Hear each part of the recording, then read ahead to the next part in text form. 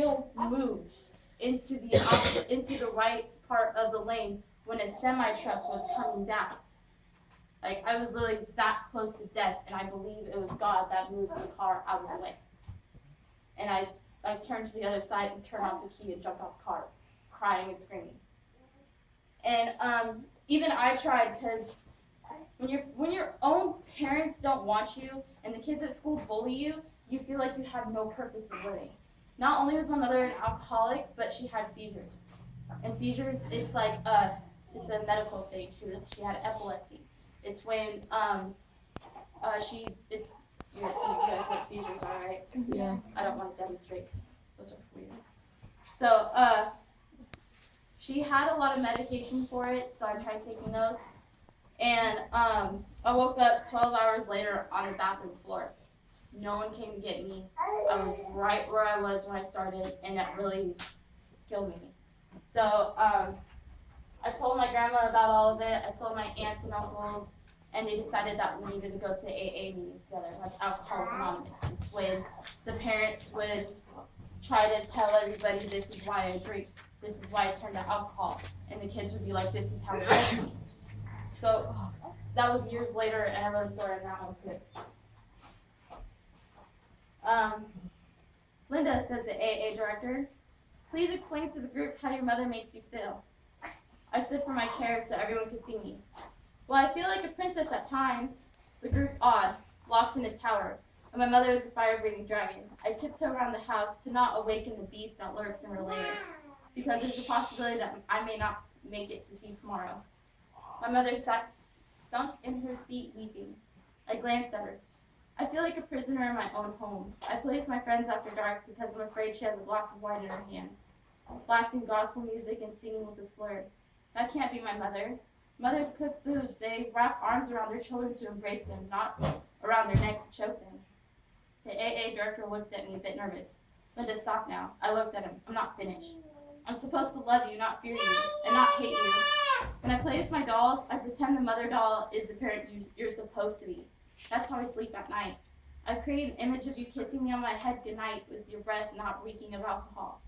You don't care, and you never will. I hate you. Why me? I didn't ask for this. I began crying and sat down. The director was very surprised by how the meeting unfolded.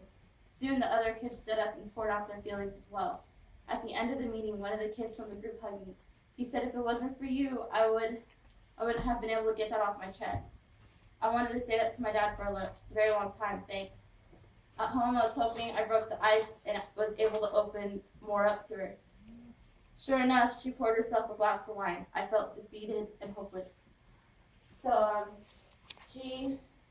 whenever she did get drunk, she'd run away for days at a time. And that was when I was with my brother, and we wouldn't know where she was. And when she was home, she was just a monster. She was terrible. And I moved to Arizona with my aunt and uncle. And they are the people that got me an education. In Sacramento, I was always fighting because I was being bullied. I was defending myself. I don't like people calling me names because I can't help that I don't have a dad, because I can't help that my mom's an alcoholic and I can't do anything about it. And then when I moved to Redding to meet my dad, that's when all that unfolded, and he told me how he felt. He called me, what is it? The spawn of Satan. There we go. And he was like, he's like, the reason why I didn't marry your mother was because I found out she was pregnant with you. So he said, you're a girl. You're supposed to be a girl. Well, okay.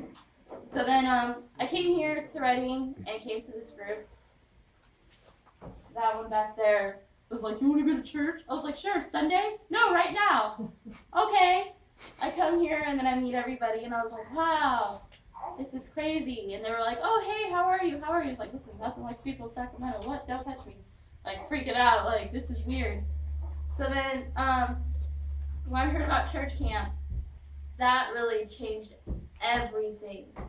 Like, I was like, I don't need parents physically to know that I'm loved by someone above that's not even my dad.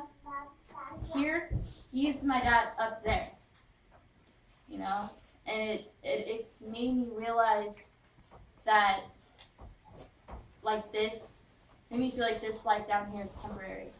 because up there is where it's supposed to be. And like Priscilla was talking about with her depression, I've been there. I mean, dealing with an alcoholic parent for 13 years, constantly being beaten emotionally and physically.